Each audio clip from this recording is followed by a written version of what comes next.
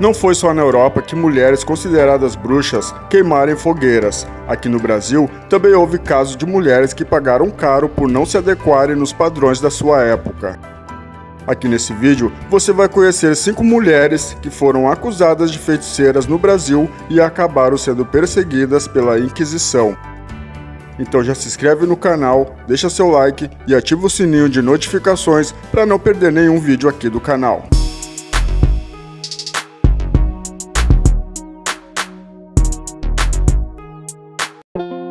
Mulheres que mexiam com terra e que sabiam usar plantas para curar uma série de doenças eram constantemente acusadas de bruxaria pela Inquisição, um grupo do sistema jurídico da Igreja Católica, que combatia a heresia, blasfêmia, bruxaria e costumes que não eram considerados adequados para aquela época.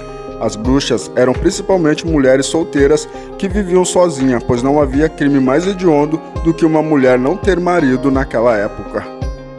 Mima Renardi. Nascida na França, teve o fim clássico e trágico de uma bruxa, uma jovem de rosto delicado e que chamava a atenção de muitos homens. Quando se tornou adulta, se casou com um dos seus pretendentes. René era o nome do seu marido. O casal veio para o Brasil e se instalaram na vila de São Paulo. Não demorou muito para o casal chamar a atenção dos vizinhos e se tornarem o assunto da vila. Mima, mesmo casada, era muito cobiçada, o que tornou seu marido René vítima de inveja e agressões, e o que levou a ser morto por um homem que estava interessado em Mima. Se vendo em uma situação difícil, pois nunca havia trabalhado, desesperada e sem alternativas, Mima viu sua saída na prostituição. Sendo muito cobiçada e atraindo muitos homens, Mima despertou a ira de outras mulheres que a acusaram de estar enfeitiçando os homens da região. Com o boato se espalhando rápido, Mima Renner foi acusada de bruxaria, sendo levada até a paróquia local. Mima foi julgada e condenada, sendo logo em seguida executada em uma fogueira pública. Ursulina de Jesus.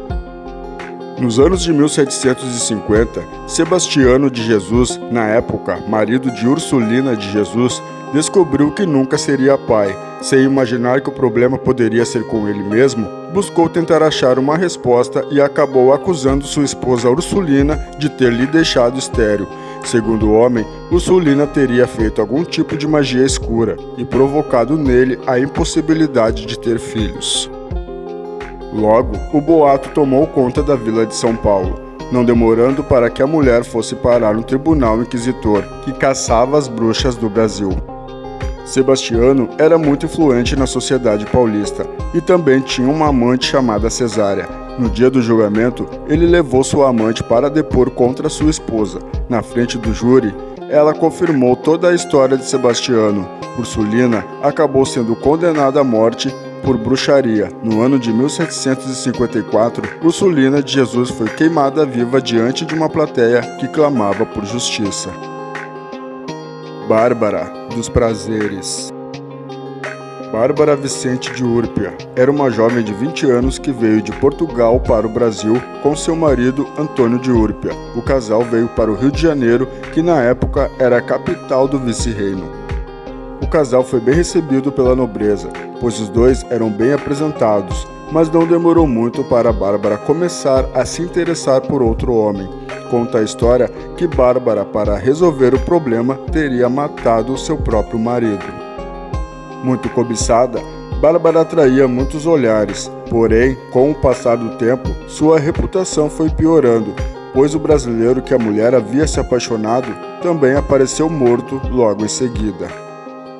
Bárbara continuava sendo muito cobiçada pelos homens da classe alta. Se aproveitando disso, começou a se prostituir, servindo comerciantes que tinham muito dinheiro, funcionários da coroa e até bispos. Com o passar dos anos, Bárbara contraiu doenças que acabaram com a sua beleza. Perdendo a atenção dos homens da alta classe, teve que se vender no Arco do Teles, considerado na época um lugar imundo e desagradável. Mesmo assim, Bárbara não agradava mais aos homens. Tentando buscar uma solução com magia negra, começou a visitar feiticeiros que lhe davam receitas macabras, que prometiam sua beleza de volta. A mais macabra delas era que ela deveria se banhar com sangue de crianças. A história de Bárbara se mistura com a imaginação popular e não se tem certeza absoluta se o desaparecimento de crianças na época era mesmo de sua autoria.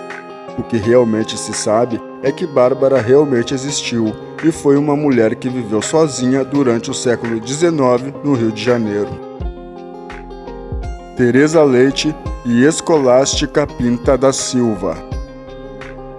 Duas mulheres, mãe e filha, foram julgadas no Tribunal do Santo Ofício, no interior de São Paulo, na cidade de Jundiaí, em 1754, acusadas de terem feito pacto com o demônio e terem assassinado o primeiro marido de Escolástica, Manuel Garcia, por meio de feitiçaria.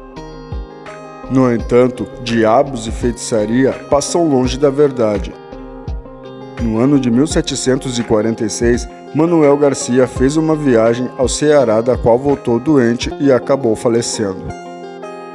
A família de Manuel era muito gananciosa e queriam ficar com os bens do homem, então contrataram um feiticeiro para espalhar boatos sobre as mulheres. As acusações diziam que Escolástica havia causado feridas no corpo de Manuel apenas tocando a sua pele, também que ele teria ficado cego após ela encostar em seus olhos. Também foi acusada de praticar feitiço enterrado, que seria um feitiço onde se enterra os pertences de alguém. Nesse caso, foram encontrados camisas e sapatos enterrados no quintal da casa, feitos que foram forjados para acusar a esposa. Porém, no fim do julgamento, mãe e filha acabaram sendo absolvidas das acusações, pois elas conseguiram provar as suas inocências. O que fica evidente é a fragilidade das mulheres que perdiam seus maridos naquela época.